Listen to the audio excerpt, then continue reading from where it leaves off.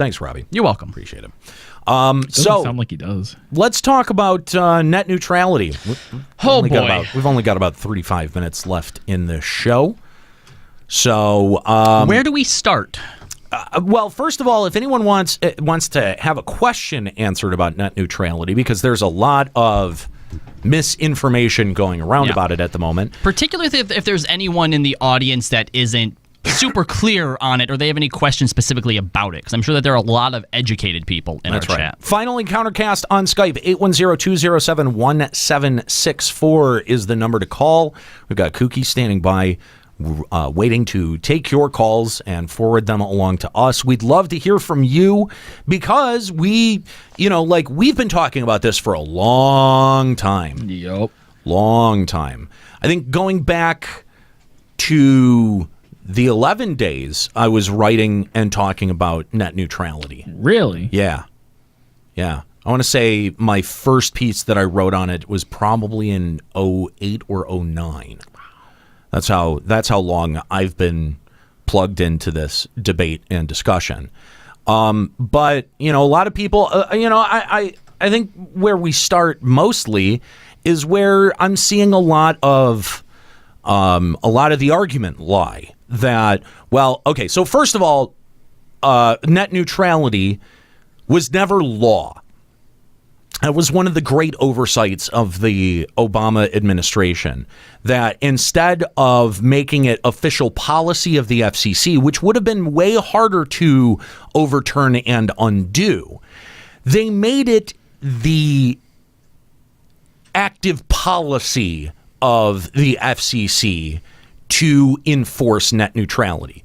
Now, what is net neutrality? Net neutrality, at its most strictest definition, is whether whether I have Comcast, whether you have Verizon, whether you have AT&T, whether Robbie has Time Warner, that when we all connect to the internet, that we receive the same connection between destinations, regardless of whatever service that we're paying for.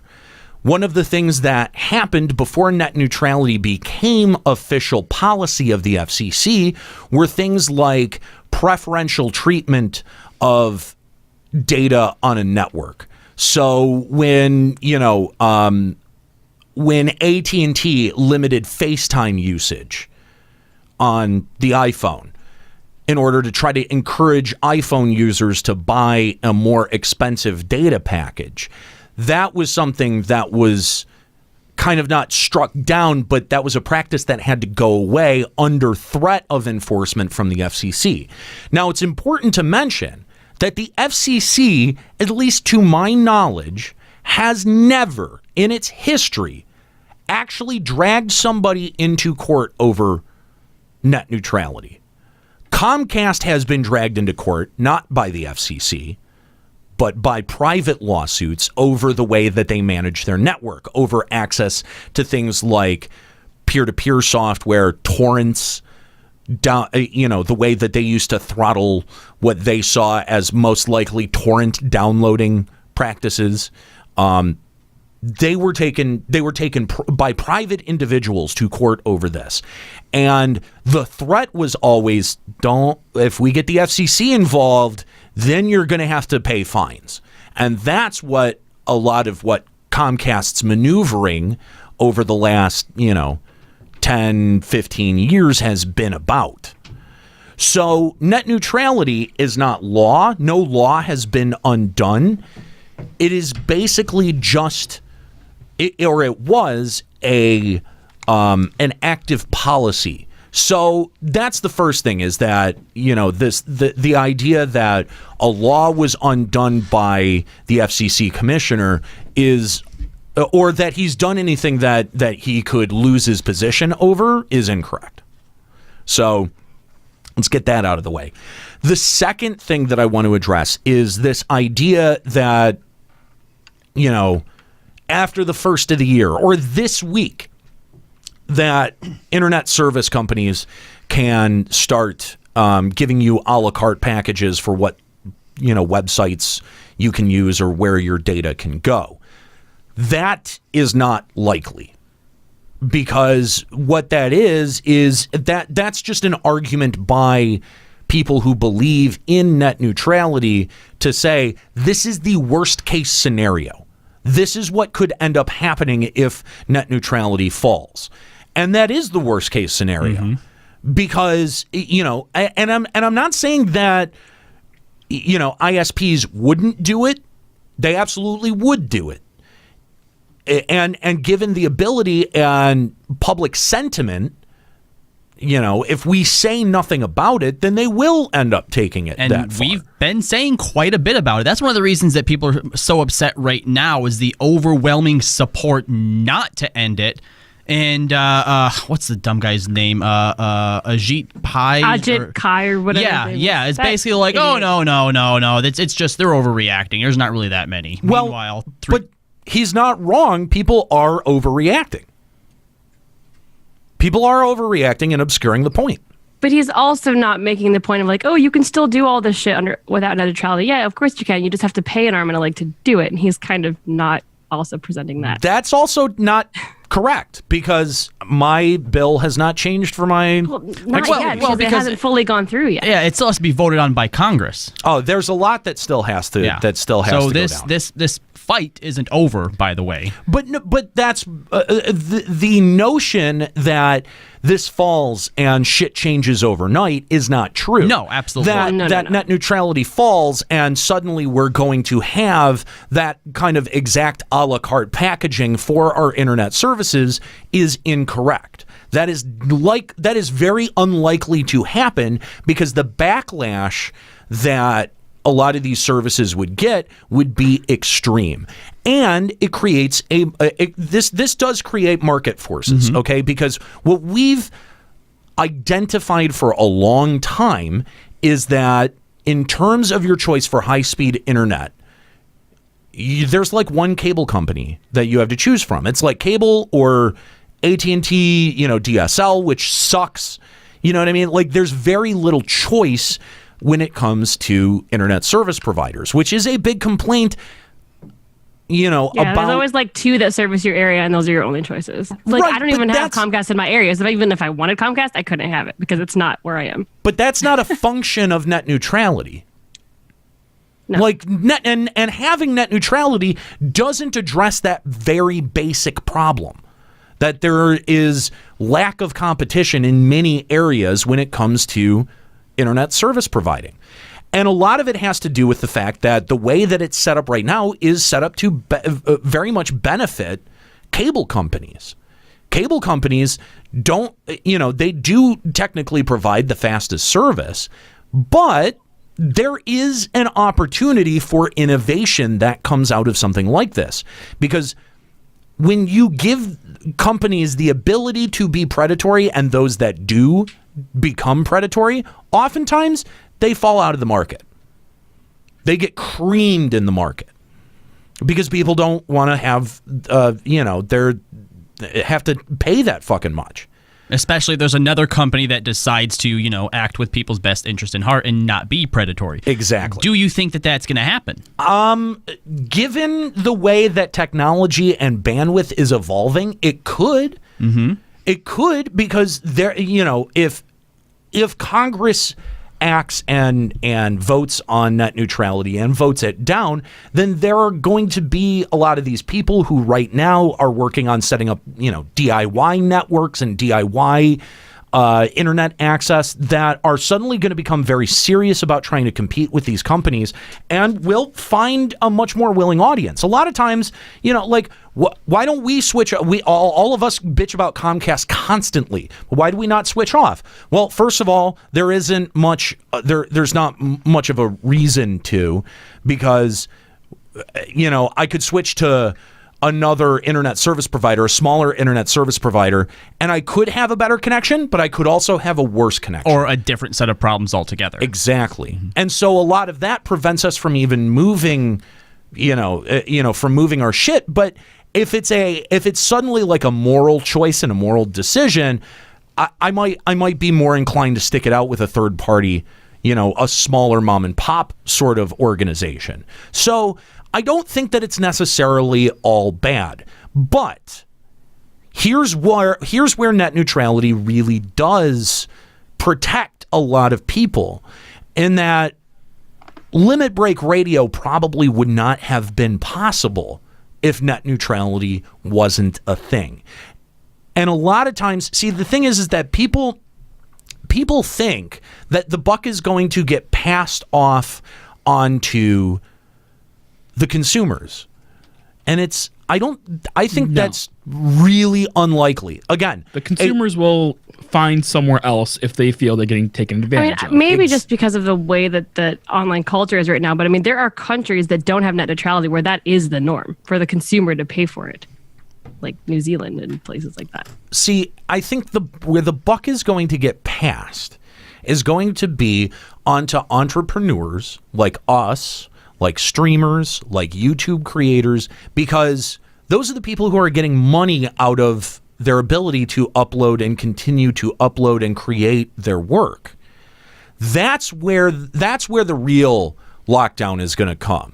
Is if we get a la carte packages, it's not going to be for your download speed. It's definitely going to be for your upload speed. Yep. If you want people to have access to your new product, you have to pay extra. So who that ends up hampering, like he said, if we were to try to do limit break radio right now, or the next guy to create, whatever the next Discord is, right? Right. Discord might not have been possible without net neutrality, because someone like Skype, whoever they're owned by, could have decided, I don't like that idea, so let's quash what they're going to do unless they want to pay us extra money or even rope us in on the deal. Well, I don't think that I don't think that those that are pushing for net neutrality, they're not going to be coming to us, the consumer. They probably wouldn't even come to us as limit break radio to force us to pay more.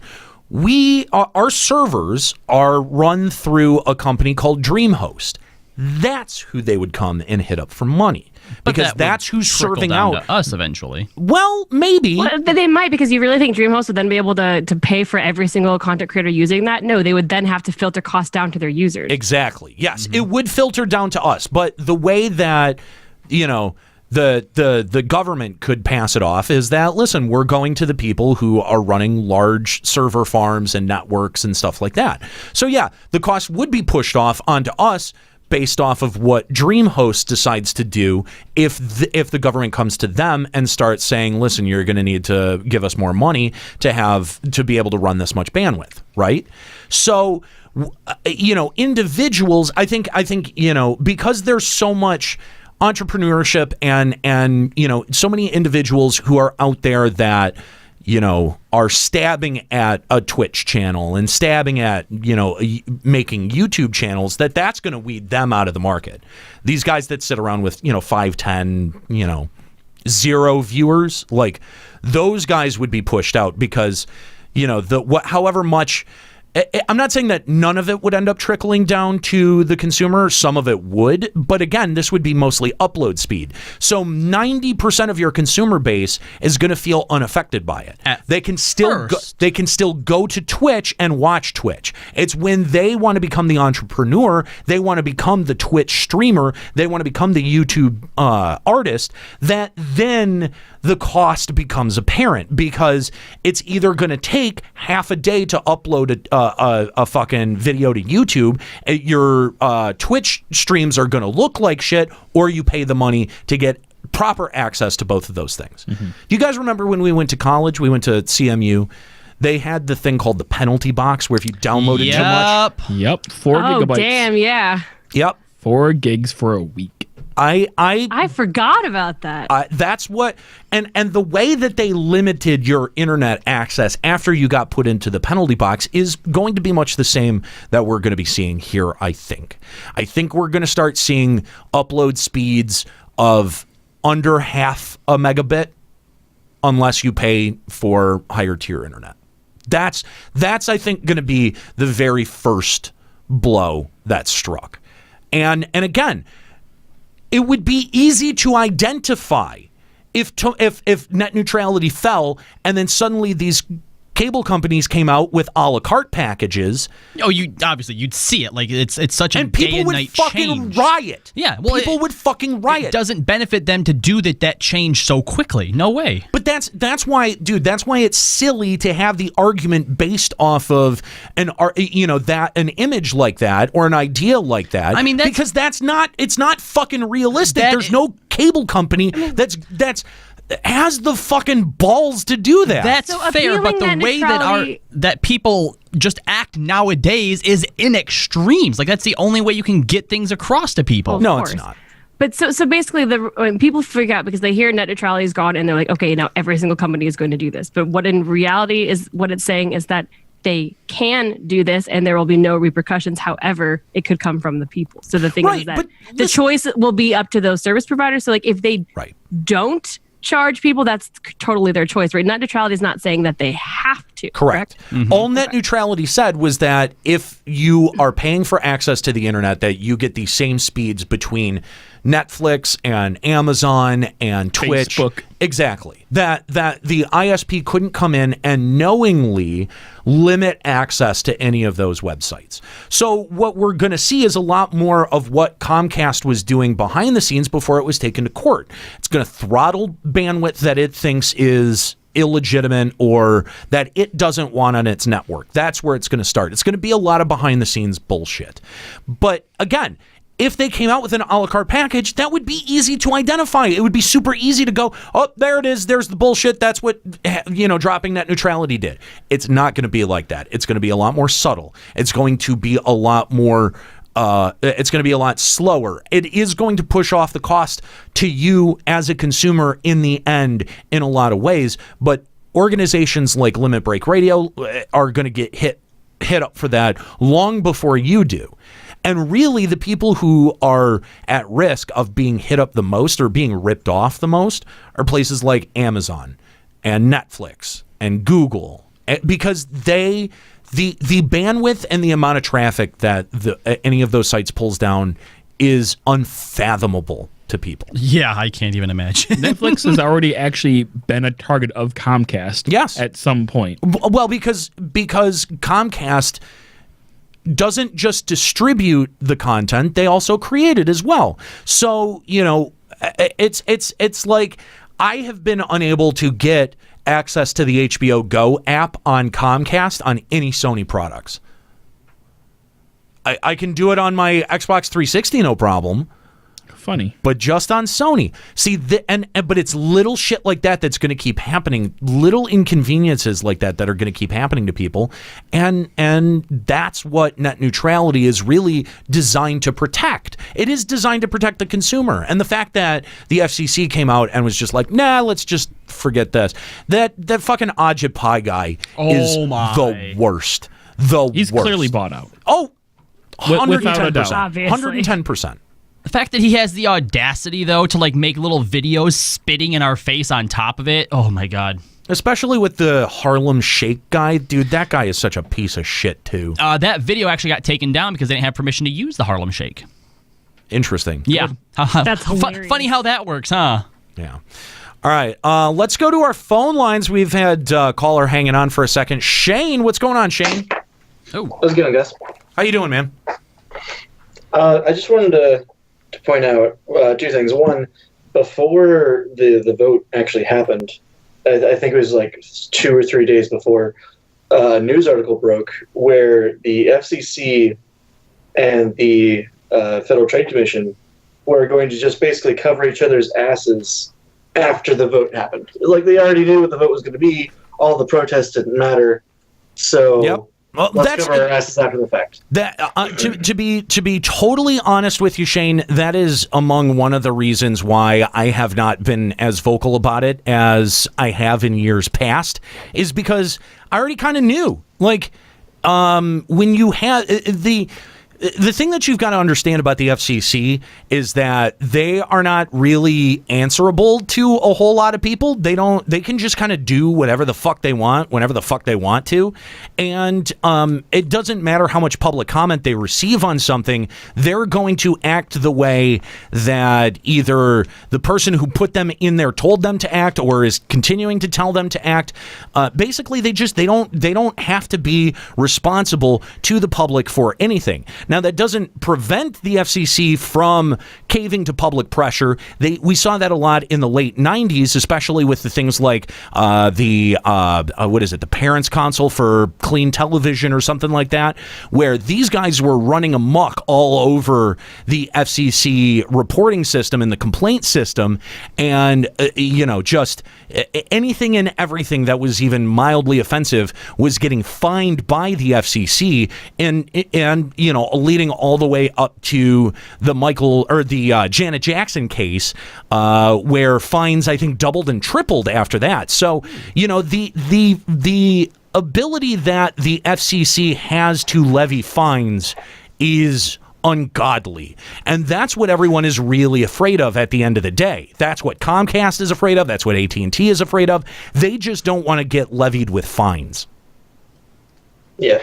Well, to go along with that, though, the deal that I understood it to be anyway was that the FTC would monitor the ISP's transparency with their customers and police it that way. Oh, so yeah. It's not that they were protecting you from getting throttled. They were making sure that the customer knew what they were signing up for. That sounds about right. That definitely sounds about right. I mean, and again, is anyone really that surprised? Is anyone really that surprised? Well, no, they've been trying to do it for years. Well, exactly, and that was the writing on the wall that I had read. The last time that net neutrality was even up for debate, is I was like, shit, this is going to go down eventually. Comcast and traditional media has the ability to lobby, has enough money to lobby. NBC Universal could be at this thing for fucking decades. And eventually, in some form or fashion, whether it's, HIPAA or SOPA or whatever it is, something is going to go down that is going to limit the ability for creative people to continue to create things on the internet. And that's when I had said, okay, we've got to be serious about trying to figure out our way into traditional media, hence a radio show. And this is why I end up feeling kind of bad for a lot of these YouTube creators and Twitch creators that are, 10 years behind the curve that we had, that they are just now figuring this shit out. And they're going to go poor. They're going to lose and spend a lot of their money that they've made for the last 2 to 5 years. And, everything's going to change underneath them, and they're not going to have a fucking plan. You know what I mean? Like, I even said this on Twitter, man. A lot of the people who I talk to in the podcasting world and in the Twitch world called me absolutely fucking crazy for pursuing a on-air radio show. Through podcasting, right? Absolutely. Yeah. Over podcasting or over running a full-time Twitch stream. They were like, man, you're leaving so much money on the table. Dude. That may be because... But in the long term... But long term, man, you got to think about the way things are going long term. So unless those Twitch and YouTube guys were, investing all that money, which I don't think a whole lot of them probably were. No, because they assume... They did the thing that everyone does. It's an endless fountain. Where they look at, I made, $46,000 this year. Clearly next year I'm going to make $55,000. This train is always going up. And what is nice about the internet and the creative ability of the internet is that you're able to succeed or fail on your face. You can be like Dr. Disrespect and have a great year and then take a year off if you want. You know what I mean? And it's on you whether or not you still have an audience there. We did that with 11 to 14 LBR. You know what I mean? You don't get those same opportunities in mainstream major media, and the margins are much different. But again, when you talk about long term, when you talk about viability, Twitch, although it's a cool medium and there's a lot of potential there, it's not radio broadcasting. You know what I mean? Radio broadcasting has been around longer than all of us. It will continue to be around longer than any of us. And to not, to kind of limit yourself and to go, oh, well, I used to want to be on the radio, but now I'm doing this whole Twitch thing. I mean, fine, but know that that's what you're doing and know what the pitfalls are and that you're not in fucking control of it. That's just like in radio, dude. We're not in fucking control of everything. We have to answer to people. We have 43 different PDs that we answer to across the fucking country. People freak out when they have one set of PDs. Oh. When they just have one PD. They just have one. We have 43 of them that we've got to keep happy. And counting. That's right. But again, I feel like if you knew where the discussion about media was heading, that, a lot of you who have been out there are earning money on Twitch and through YouTube would have taken this upon yourself to try to, move that in a direction that is not just trying to grow your own fucking brand. Dr. Disrespect is brilliant and can walk away from the character if for no other reason than his primary source of income is not the Twitch channel anymore. It's those spots that he's been doing for the fucking microwave dinners. Oh, I'm sure. Was that him? That's him. I've seen the spots, man. The spots are funny. Good for him. I kind of want to check out those meals too. I'm not gonna lie. They look pretty. They look mad decent. You don't have high bars though. No, I don't. Yeah. I ate 4 Hot Pockets yesterday. Oh my god. What? Pepperoni, 2 of them were pepperoni. ham and cheese. The other ones. No, sausage and meatball. Oh. Or sausage and mozzarella. That's what it was. Meatball and mozzarella. No. If you want to know, like seriously, how brave it is when it comes to food, he had me and Jux to pick him up some Taco Bell. Yeah. And I quote, "I don't have a normal order. Get me whatever." I don't go to fast food. I don't do fast food. And he was willing to take anything we brought him from Taco Bell. Yeah, I'll figure it out. Yeah. Either that or I'll throw it away. Either way. One of the two. Yeah. Shane, man, thanks for the call. Appreciate it. Did you have any other points on net neutrality that you wanted to get out before we let you go? Yeah, just one last thing. I'm glad that you were talking about long term because, so tinfoil hat time. I've got my own little theory on that. Where we are now, you could metaphorically associate it to gaming proper. Okay. Right now, the ISPs have Netflix to deal with, they have Google to deal with, they have all of this data going through their lines, and moving data is expensive. Right. You know what's good for paying intermittent expenses? Microtransactions. Oh, you think that they're going to microtrans out, like uploading a file? I don't know about uploading, but if someone wants faster Netflix this day, they're going to be like, hey, I'm going to spend 50 cents. Y'all hotfix this into my house. Why not? Okay, I can kind of see a direction that he's going in. Yeah. The argument that we have with microtrans used to be about DLC. We don't have them anymore because DLC is accepted. So like you said, they're not just going to give us the a la carte overnight. Right. But 3, 4, 5 years from now, when we're okay paying what we pay for it, yeah, maybe you could pay the $1.99 a month for a faster Facebook or the $5.99 for Express Facebook. Right. Or what he's even talking about, like if you want to download a game, okay, Comcast, I'm going to buy your $1 for today only. I'll get 50 megabytes a second. Download that game in 3 minutes. I'll pay that $1. But what's $1? Listen, hang on. But on the other side of that argument, though, when you're talking about a console like the Xbox One X that has 4K HD games that don't come printed on the disc that you've got to download 160 gigs of, doesn't it kind of become a little bit more understandable how ISPs look at data and see the intrinsic value, whereas we have kind of taken that for granted, right? 160 gigs is a lot. That's excessive no matter which way you slice it. And I think that, for them as a company to go, listen, we've got to rein this in somehow, and Look at major companies out there that are making decisions like 160 gigs is a good size amount for a game. You know what I mean? Like, it does seem kind of insane, and it seems it is at least a little bit easier to understand why these companies would be pursuing something like this. You know? Because they can make bank off it. Well, not just because they can make bank off of it, because if you're responsible for having to move 160 gigs of anything, like, you know what I mean? Like, that's fucking a lot. That's a lot. So, anyway, Shane, thanks for the call. We appreciate it. We've got just about 5 minutes left in the program. So if you want to get your 2 cents in on the net neutrality conversation, Final Encountercast on Skype, 810-207-1764.